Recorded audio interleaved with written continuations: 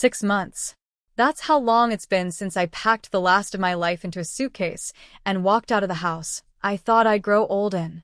6 months since the betrayal unraveled everything I once believed about love, loyalty, and partnership. My name is Rachel, and I'm 37. I never imagined I'd be starting over like this. Not at this age, not like this. My son, Jake, turned 18 last March. He's my anchor now. He saw me crumble when I found those messages, those flirtatious lines and candid pictures my ex-husband had tried to delete. He saw me scream, then go quiet. Jake didn't flinch. He didn't ask why.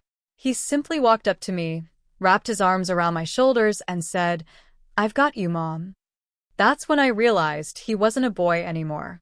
He'd become a man. The divorce was messy, explosive. I left with almost nothing. My ex is a high-powered businessman with lawyers on speed dial and a heart like steel.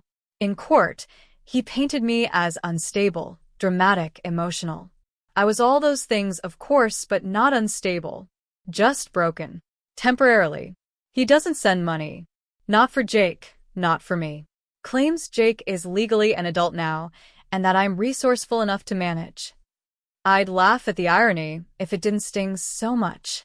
A friend of mine, Lisa, said she knew of a place, good pay, decent hours, no degree required. It's just a car wash, she'd said, but the tips are real, and you've still got it, girl. I didn't know what she meant at the time, but I took the job. Pride be damned. It's been a week. 7 days of soapy sponges, sweat-slick uniforms, and music that blasts through tinny speakers from dawn till dusk. My hands are raw, the skin on my knuckles cracked from scrubbing too hard. But every time a car rolls in and I pull my hair into a ponytail, I feel something strange, like possibility. Maybe it's the way the guys glance at me. Some quick and shy, others bold and too long. Maybe it's the way the sunlight catches on the streams of water I sling across windshields. I'm still young. I'm still attractive. And now, for the first time in years, I'm being seen. But Jake sees it too. He picks me up some evenings when the bus takes too long. The first time he arrived early. I didn't notice him watching me from his car until I turned, sponge in hand, soaking wet, and met his eyes. His gaze didn't flicker or turn away. He just watched, unmoving, his expression unreadable. When I slid into the passenger seat, still damp and flushed, he handed me a towel and said nothing. But his jaw was tight. I could feel the tension humming beneath his quiet. "Long day," I'd said, trying to sound casual. "Yeah," he replied, eyes on the road, fingers clenched around the steering wheel. I saw. That's all. Now, I catch his eyes on me more often. Not always direct, sometimes in the hallway, other times while I'm folding laundry or fixing my hair. There's something about the way he looks at me now. Not quite the way a son watches his mother. Something else. Something unfamiliar. Something I pretend not to notice. Maybe it's just admiration. Maybe it's the burden of seeing his mother struggling and trying to be strong. Or maybe no. I shouldn't think that way.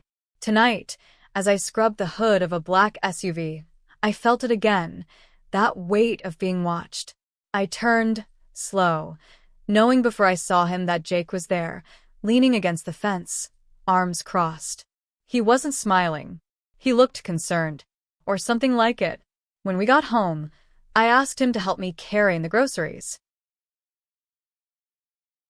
In the kitchen, while the light buzzed above us, he finally spoke. "You don't have to do this, you know."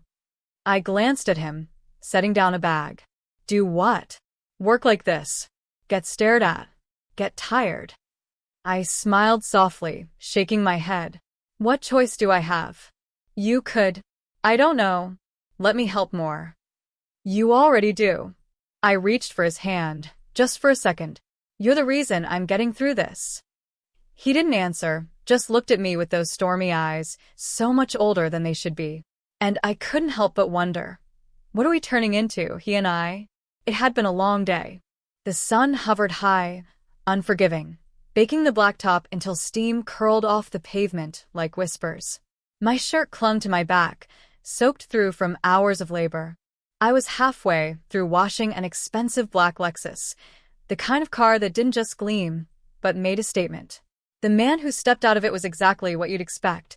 Sunglasses that probably cost more than my weekly pay, and a smile that was too practiced to be genuine.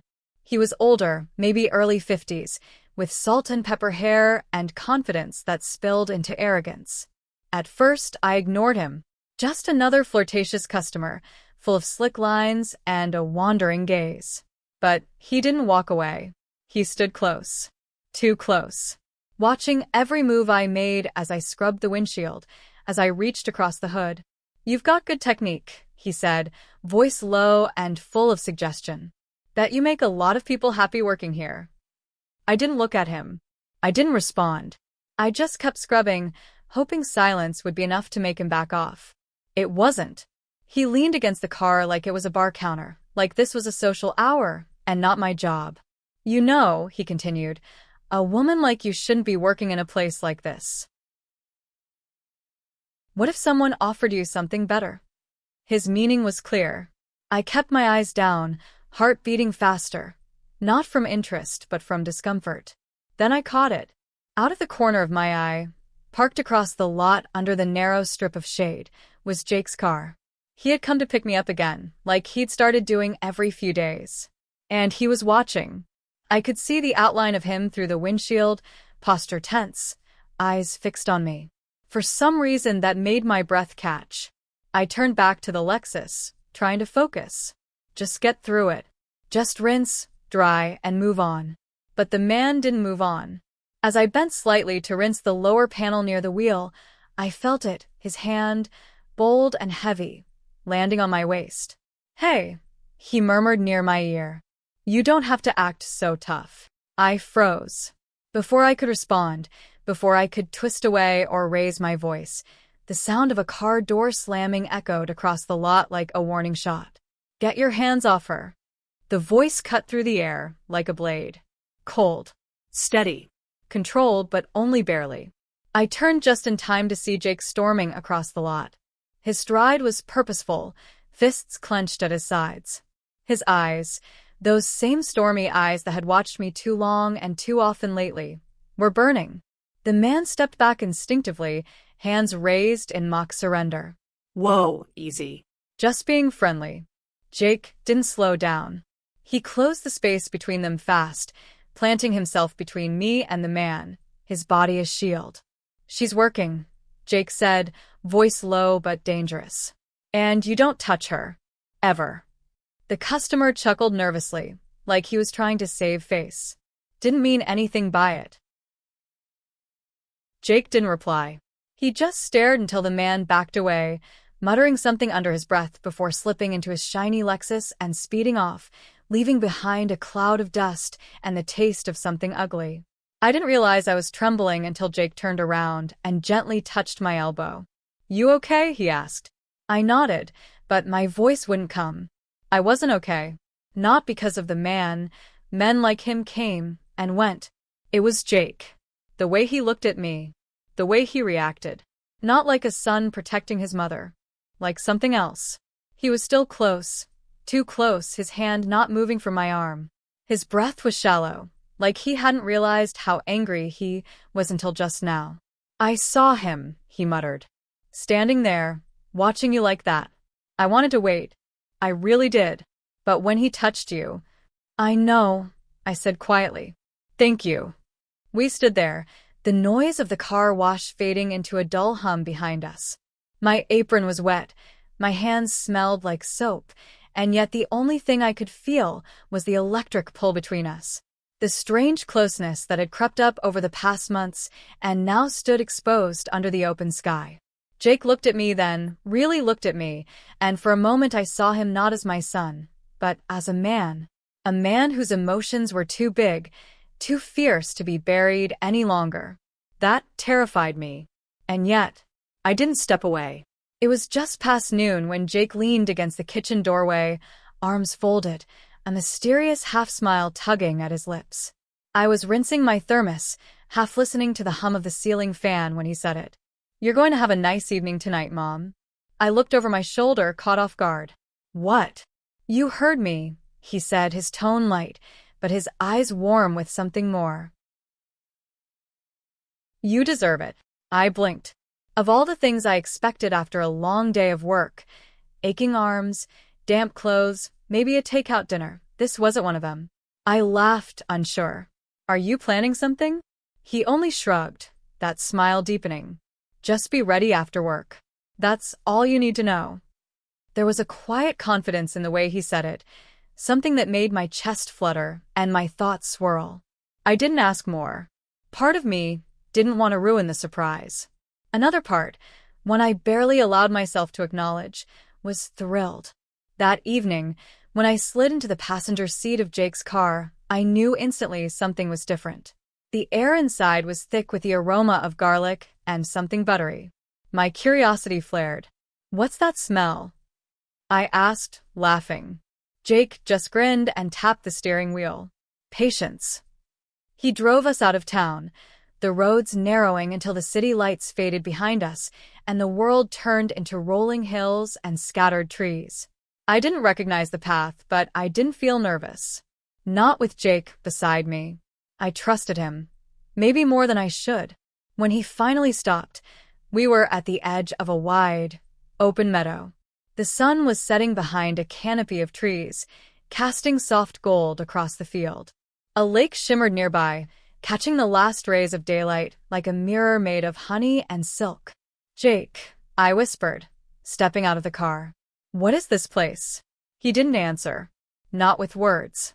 He opened the trunk and pulled out a thick bedspread, a basket, and a small speaker. He laid everything out with such care, every movement deliberate, thoughtful. When he poured the wine, his hands didn't shake. When he handed me a plate, his eyes lingered. We sat under the open sky, cicadas singing in the distance, and the music, soft, jazzy, almost wistful, filled the space between us. I didn't speak for a long while. I didn't want to break the spell. You didn't have to do all this, I finally said, voice hushed. I wanted to, he replied simply. You've been through so much, and I don't think anyone's taken care of you in a long time. My chest tightened. There was something about the way he said it, so sure, so honest, that made me want to cry. He leaned back on one arm, the other resting near mine. You always took care of me, he said, eyes on the lake. Even when things got hard. Even after Dad left. I looked at him, really looked. The way his jaw had sharpened, the strength in his shoulders, the calm in his presence. He wasn't a boy anymore. He hadn't been for a long time. Then he turned to me, his expression shifting. Vulnerable. Uncertain. There's something else, he said, barely louder than the wind. Something I've been holding back. I waited. When I saw that guy today at the car wash, it messed with my head. I know I shouldn't feel this way. I know it's not simple. But I hated the way he looked at you. Like you were something to own. Like you didn't matter beyond what he could take. I swallowed, heart thudding. Jake looked down, his voice trembling now. I was jealous, Mom. And not just in a protective way. I've been feeling this for a while, and I didn't know how to tell you without sounding wrong. Silence fell between us, heavy and impossible. But not unbearable. Because in that moment, something in me softened. Not in shock. Not in resistance. But in quiet recognition of something that had been growing beneath the surface for months. In glances, in gestures, in the way my heart felt safer. Fuller, when Jake was near. He dared to look up, meeting my eyes. I'm not asking for anything, he said. I just needed you to know. I reached for the wine glass with shaking fingers, not sure what to say. My emotions churned, a tide of guilt, wonder, confusion, and something I didn't want to name. But I didn't pull away. And I didn't say no. There's something unnerving about silence when it holds too much meaning. As Jake rested against me, his head cradled against my chest, my fingers slid through his hair, slow and steady. A mother's gesture, once innocent, once automatic, now layered with feelings neither of us could fully explain or control. I had hoped this would be enough. A moment of closeness to ease the pressure. to remind both of us of our roles, of the lines that mattered. But the silence only grew louder. His breath warmed the fabric of my shirt. He wasn't trembling. He wasn't pulling away. And my own heartbeat betrayed me, faster with each second. I looked down at him. Jake. My son. And yet not a boy. Not anymore. His face, framed in the fading light, was all sharp lines and quiet strength. The jaw that once rounded with youth now cut a clean edge, dusted faintly with stubble that would have made his father proud once upon a time. His shoulders, broad and steady, rose and fell with slow, deliberate breath. I should have stopped it there. But I didn't. Instead, I whispered, "Jake," and he tilted his face upward. His eyes met mine, dark and searching. And something passed between us, unspoken but understood. No questions. No doubt. Only gravity. I kissed his forehead. He closed his eyes. And then, I didn't move away. Because something had shifted. Something final. He raised a hand, hesitantly, brushing my cheek as if unsure whether he was dreaming. The touch was light, reverent. My skin burned where his fingers lingered, not in shame, but in recognition. This was the moment everything else fell away. Titles. Expectations. Boundaries drawn by society and time. We weren't those things anymore. We were just two people in a meadow, hearts unguarded, reaching for something forbidden and undeniable. And what we both wanted, what we had denied for too long, finally, impossibly, happened. For a while after, we just lay there, his hand in mine, the sun dipping low, the sounds of evening folding in around us like a curtain. Neither of us spoke. We didn't have to. What had passed between us wasn't just physical. It was the breaking of a dam, a tide that had swelled quietly over time, finally washing over the edges of everything we thought we knew about ourselves. Then, without a word, Jake stood. I sat up, startled, thinking maybe the spell had broken, that he was pulling away, second-guessing everything. But he turned, eyes glinting with mischief, and reached for me. "Come on," he said, grabbing my hand. "You're coming with me." "Where, Jake? What are you doing?" Before I could finish, he was tugging me up from the blanket. My laughter bubbled out before I could stop it, half protest, half surprise. My heart raced again, but not with fear, with exhilaration. And then I saw where he was heading. The lake. I gasped. Jake. I'm still in my clothes. He didn't answer, just looked over his shoulder, that boyish grin pulling at his lips. So, and with a playful, unrelenting grip, he pulled me, squealing, laughing, into the water. The cold hit first, sharp and thrilling, wrapping around my legs, my waist, then my chest. My clothes clung to me like second skin. I yelped as the lake swallowed us, but Jake's laughter carried over the surface, and I couldn't help but laugh with him. We spun. Drenched and ridiculous, we splashed and twirled like kids who had no past to carry and no rules to follow. The moon, rising just above the trees, cast a silver glow over the surface of the water. Fireflies danced at the edge of the reeds. And for the first time in what felt like years, I felt alive. Truly, deeply, recklessly alive. Jake moved behind me, his hands sliding to my waist. Gently, easily, he lifted me. I shrieked again, breathless as he spun me in a wide arc, the water swirling below us like something magical. My hair, heavy and soaked, flung outward as I threw my head back and laughed so hard I could hardly breathe. I didn't care what I looked like. I didn't care what we were or weren't supposed to be. In that moment, I was weightless. Carried. Seen. And then, as the water settled around us and I rested my arms on his shoulders, he looked at me. Really looked. There was no tension in his face. No hesitation. Only certainty. Only warmth. He leaned in, slowly, giving me every chance to pull away. But I didn't. And when our lips met, it wasn't sudden. It wasn't rushed. It was the softest, truest kind of kiss, one that doesn't ask for permission because it already knows the answer.